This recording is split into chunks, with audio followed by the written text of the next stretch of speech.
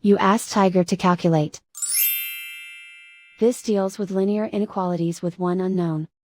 The final result is x smaller than 3. Let's solve it step by step. Group all constants on the right side of the inequality. Subtract 9 from both sides.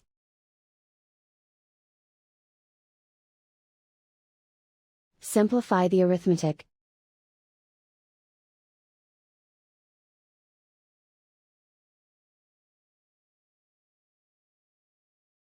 Isolate the x.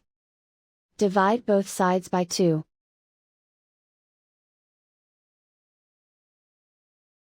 Simplify the fraction.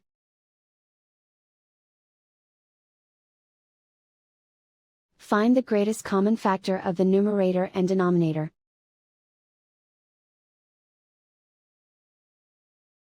Factor out and cancel the greatest common factor.